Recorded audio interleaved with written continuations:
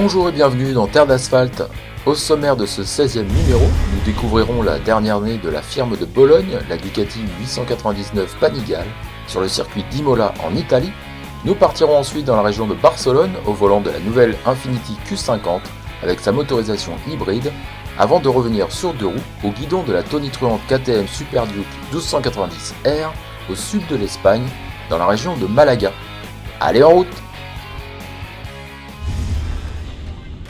La 848 Evo est remplacée au catalogue Ducati par la 899 Panigale, avec le design de sa grande sœur la 1199, ainsi que des performances et un équipement en hausse.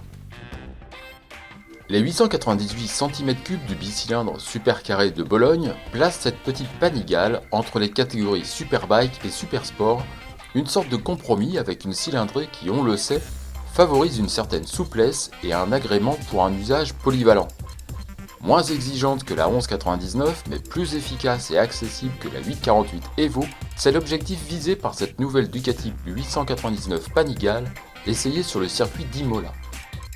Côté design, il n'y a pas de différence entre les deux Panigales, à l'exception du monobras qui laisse sa place à un élément plus classique sur notre 899. Alors effectivement, le design de la 899 est quasiment le même que celui de la 1199, on ne peut pas dire parfaitement le même. La seule différence réside dans son double bras.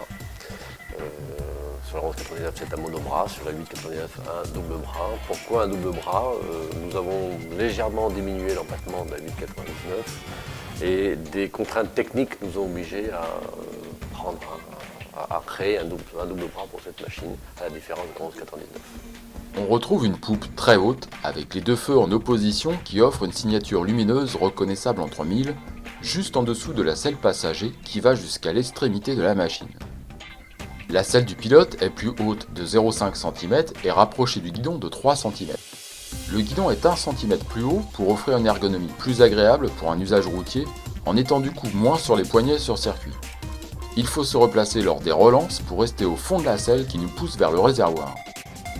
Le côté droit du carénage laisse apparaître la tubulure du collecteur d'un cylindre, l'autre fait une boucle sous le cache en plastique juste au-dessus du bras oscillant. Tout ceci se rejoint dans les silencieux placés sous la moto. Le côté gauche laisse nettement apparaître l'amortisseur totalement réglable, tout comme la fourche Showa. Les grandes optiques à l'avant sont identiques à ceux de la 1199, s'intégrant parfaitement dans cet étroit carénage et le prolongement de la petite bulle qui n'offre que très peu de protection lorsqu'on mesure 1m80. Il faut complètement se coucher sur le réservoir pour réduire les turbulences sur le casque. On termine par le tableau de bord entièrement digital qui affiche notamment les différents réglages électroniques proposés. L'ABS sur 3 niveaux, le frein moteur et le contrôle de traction sur 8. Tout ceci est regroupé dans 3 modes préprogrammés, Race, Sport ou Pluie, et se commande depuis le guidon gauche. Les 5 caractéristiques principales de la 1199 qui sont conservées sur la 899, à savoir donc les riding modes, donc les systèmes de mode de conduite qui vous permettent d'adapter votre moto à la situation du terrain, donc mode race, mode sport ou mode wet, donc pour route mouillée. C'est le DTC, notre système de contrôle de traction, présent sur les deux motos, donc l'ABS dans sa dernière génération avec 3 niveaux paramétrables. C'est l'EBC, le système de frein moteur, de paramétrage de frein moteur, et enfin le shifter qui permet de monter les vitesses sans embrayer et surtout sans couper les gaz. L'unique différence, on va dire, entre la 1199 et la 899, c'est l'absence sur la petite 899 de paramétrage de suspension. Le shifter permet de monter les rapports en gardant les gaz ouverts en grand, quasiment sans rupture de charge. La puissance maximale de 148 chevaux est disponible à 10 750 tours par minute et le couple maxi à 9000, et c'est nouveau, il est presque maintenu jusqu'à 10 500 tours par minute environ. La plage exploitable est assez grande.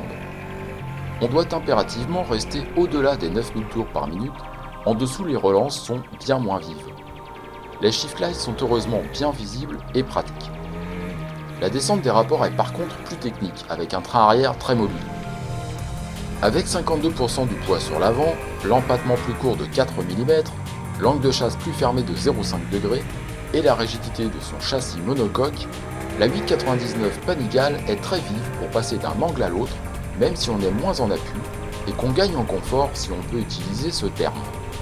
Quoi qu'il en soit, il faut soigner son coup de gaz lorsqu'on descend les rapports pour garder la petite Panigale dans l'axe. Le truc en plus est certainement le réglage du frein moteur qui permet de profiter de plus ou moins d'inertie lorsqu'on coupe les gaz. Le système fonctionne bien et se fait nettement apprécier. Le principal souci est finalement pour ceux qui mesurent 1m80 ou plus. La 899 est petite, protège très peu, et le nouveau triangle selle, repose-pied, guidon n'aide pas à se coucher sur le réservoir. On peut hésiter avec la MV Agusta F3 800 ou la Suzuki GSX-R 750, ces deux autres machines n'ont rien à voir avec la Ducati, mais elles ont la particularité d'être toutes entre les super sports et superbike avec un agrément un peu différent. De notre côté, on aime bien la plage d'utilisation du moteur, l'assistance électronique pertinente, l'ergonomie moins exigeante. Et on aime un peu moins le gabarit réduit pour les grands, le train arrière très mobile et la protection peu efficace. On termine avec la fiche technique de la Ducati 899 Panigale. Elle est disponible en octobre 2013 à 15 790 €. Sa puissance est de 148 chevaux à 10 750 tours par minute. Son couple de 76 Nm à 9000 tours par minute. Son frein avant comprend deux disques de 320 mm et des étriers radiaux. Son frein arrière, un disque de 245 mm. Le pneu avant est un 120/70 17 pouces. Le pneu arrière un 180/60 17 pouces. La hauteur de selle est de 830 mm.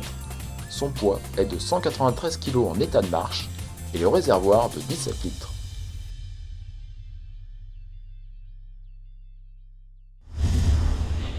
Infiniti lance le premier modèle de la gamme Q, la Q50, qui vient remplacer la G37 avec un design très soigné et de nombreuses évolutions technologiques. Infiniti est certes une marque premium, mais encore loin des trois Allemands en termes de notoriété. Pour pallier ceci, la marque japonaise fait feu de tout bois en s'attaquant au design, aux motorisations et à la technologie embarquée pour le confort et la sécurité. Alors la Q50, c'est un véhicule très important pour la marque en Europe. Elle remplace la G37 qui était dans la gamme depuis le lancement de la marque en 2008, mais avec des volumes confidentiels. Là, avec la Q50, on attaque une deuxième phase, une nouvelle ère pour la marque en Europe, avec de nouvelles technologies, avec un nouveau design, de nouvelles motorisations aussi, notamment l'introduction d'un moteur 4 cylindres diesel qui va sensiblement augmenter notre couverture sur le marché. Donc c'est vraiment un véhicule qui indique clairement la direction future pour la marque dans le monde et en Europe. Pour se distinguer, la Q50 peut compter sur un dessin véritablement singulier dans la catégorie. Le design est très important, ça reste le premier critère d'achat pour chaque client dans ce segment-là. C'est un design qui a été inspiré directement par notre trilogie de concept car Infiniti, à commencer par Essence Concept Car, qui a été présenté en 2009 en Genève et dont la Q50 elle reprend clairement la signature au niveau de la calandre, au niveau des projecteurs par exemple, au niveau des lignes de caisse également.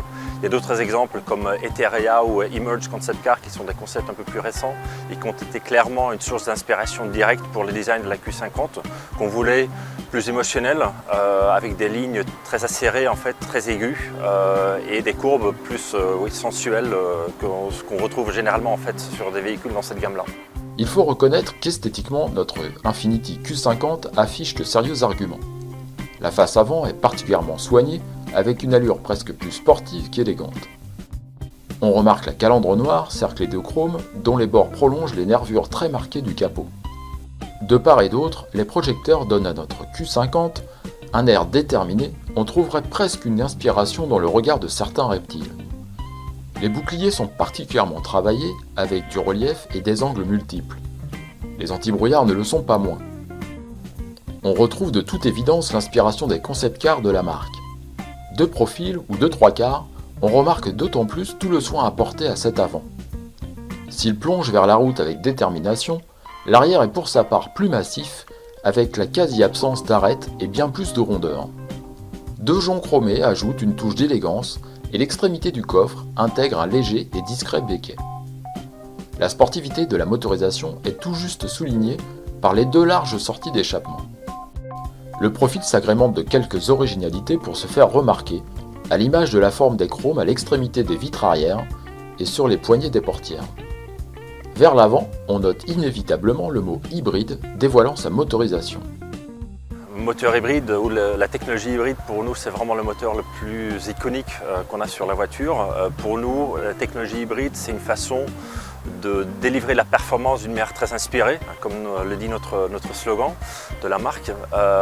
Donc en associant un moteur thermique V6 essence avec un moteur électrique, on se dote en fait d'une source additionnelle de puissance qui permet d'avoir une accélération très rapide, le 0 à 100 en 5,1 secondes, mais aussi quand les conditions le permettent, on peut rouler uniquement sur le moteur électrique et ne consommer 0 litre de carburant à ce moment-là et émettre 0 g de CO2 pendant qu'on roule en mode électrique.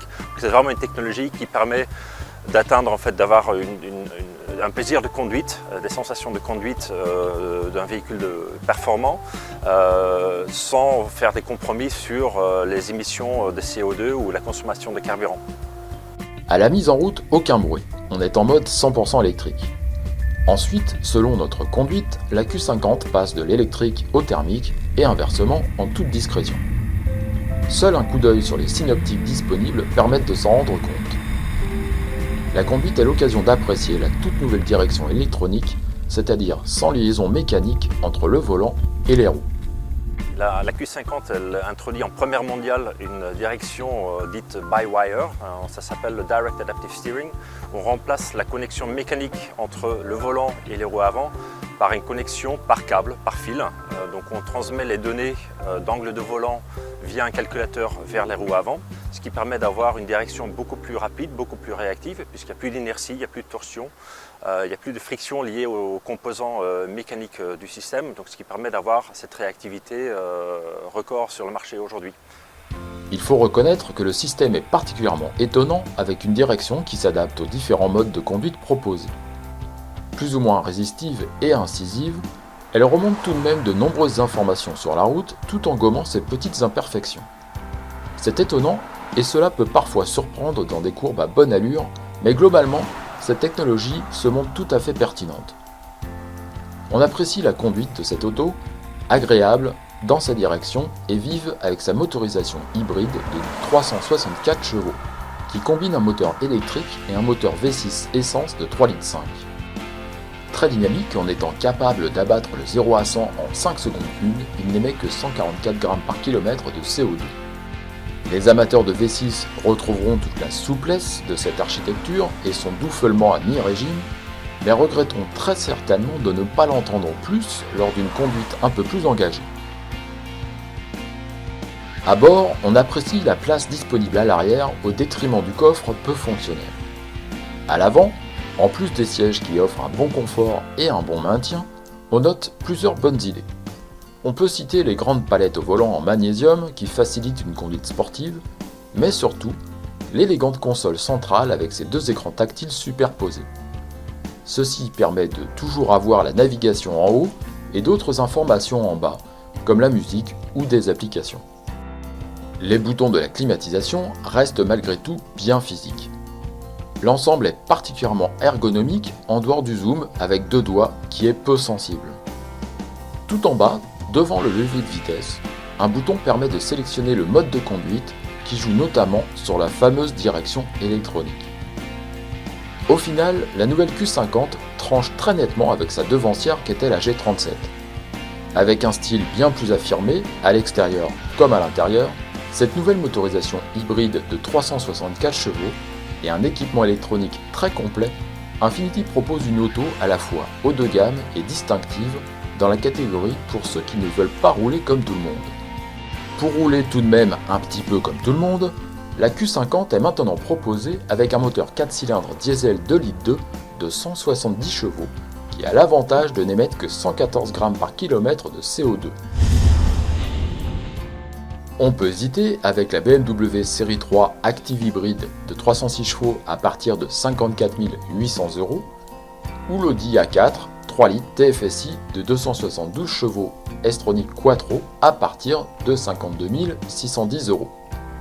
De notre côté, on aime bien le dessin très distinctif dans la catégorie, le système hybride réussi et dynamique, la direction électronique informative.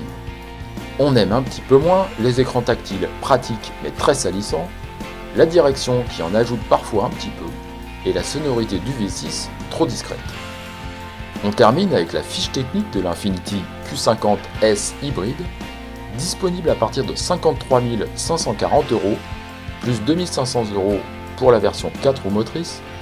Sa puissance combinée est de 364 chevaux, son couple combiné est de 546 Nm, ses émissions de CO2 sont de 144 g par km et 15 g supplémentaires pour la version 4 roues motrices. Sa masse est de 1825 kg à vide, ajoutez 76 kg pour les 4 roues motrices.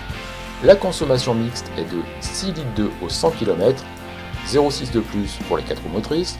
Le volume de coffre est de 400 litres, celui du réservoir de 70 litres, et le 0 à 100 est abattu en 5 secondes 1, 3 dixièmes de plus pour les 4 roues motrices. À l'heure où certains constructeurs proposent des motos raisonnables, crise oblige, KTM entretient la passion en lançant sa nouvelle Super Duke 1290R. 1301 cm3, 180 chevaux, 189 kg sans carburant et un 0 à 200 km/h en 7 secondes 2, les chiffres laissent songeur, surtout lorsqu'on se remémore la première Super Duke 990 apparue en 2005. La nouvelle Super Duke 1290R n'est pas qu'un moteur, loin de là. Tout est revu en profondeur. Esthétiquement, tout change, même une fois installé au guidon. A noter qu'il n'y a qu'une version R, donc avec un cadre orange, la version standard n'est pour l'instant pas dans les tuyaux. L'avant s'offre une nouvelle optique avec des feux diurnes à LED sur le dessus et un phare qui plonge nettement vers le bas à l'aplomb de l'étrier de frein monobloc à montage radial. On retrouve sur la Super Duke l'idée des jouets de réservoir vers l'avant et le réservoir à la forme très travaillée. Le cadre orange laisse nettement apparaître le moteur bicylindre issu de la RC8R avec son alésage et sa course un peu plus grande pour atteindre 1301 cm3. En dessous, on découvre la grosse boîte de tranquillisation et l'unique échappement qui remonte tout contre la roue. Pour la première fois, KTM propose une machine avec un monobras, pas trop large pour conserver une certaine étroitesse à cette moto qui se confirme dès qu'on est en selle. Enfin, la boucle arrière avec son treillis d'un autre coloris, blanc sur la nôtre, supporte une coque assez courte qui se termine par un feu fumé, avec des lampes en forme de ressort pour un style unique. Dans l'ensemble, la machine semble trapue et plus imposante que sa devancière, une impression qui s'estompe dès qu'on s'installe au guidon. On apprécie de ce point de vue la selle assez étroite et malgré tout confortable, qui permet de rester mobile tout en étant bien installé au fil des kilomètres. En dessous de la selle du passager, il n'y a par contre que très peu de place pour ranger ses petites affaires. On relève sur la fourche le réglage sur un tube de la détente et de la compression sur l'autre. C'est séparé et la précharge ne se règle pas sur la fourche.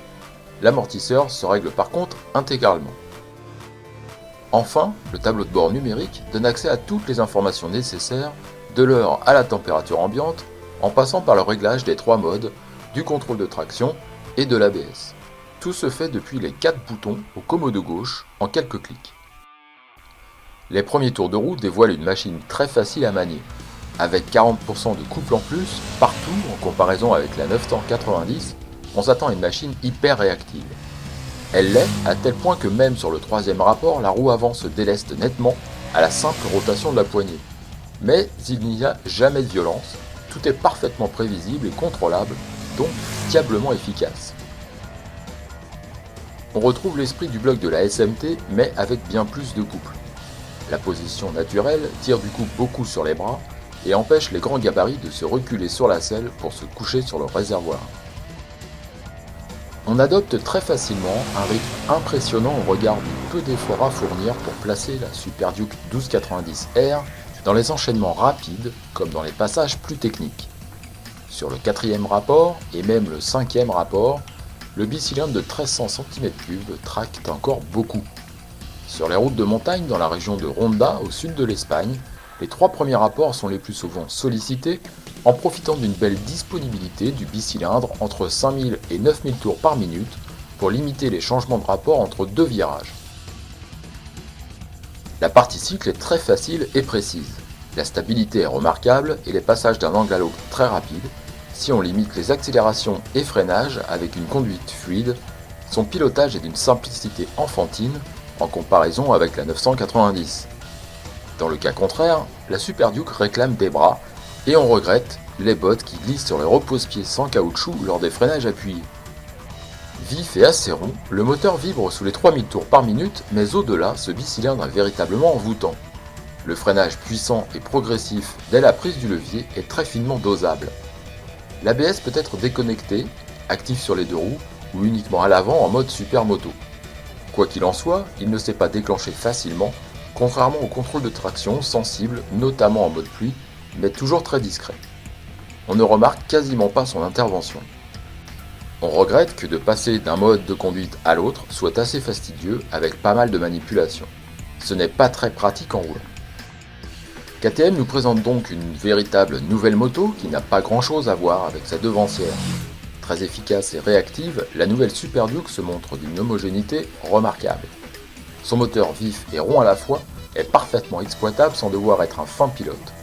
L'électronique particulièrement discrète lorsqu'elle intervient ne gâche en rien le plaisir et vu l'enthousiasme au guidon, elle n'est pas forcément de trop.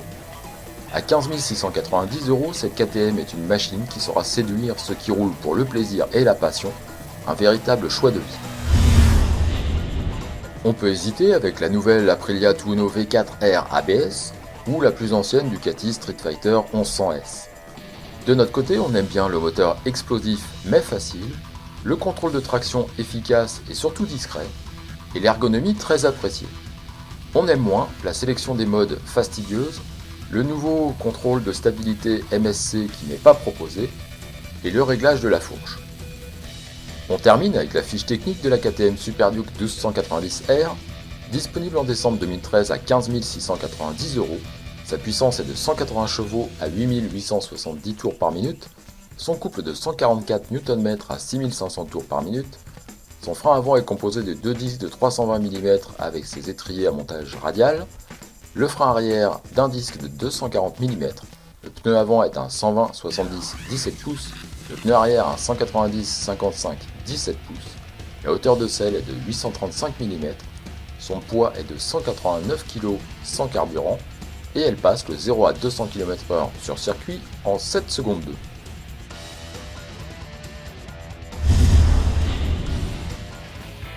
Et voilà, c'est terminé pour ce 16e numéro de Terre d'Asphalte. On se retrouve sur la même chaîne à la même heure le 15 novembre pour les essais de la nouvelle Toyota Auris Sport Tourer avec sa motorisation hybride, de la nouvelle citadine Hyundai i10 et du prototype du scooter électrique de BMW, le C Evolution. D'ici là, bonne route à tous et à bientôt!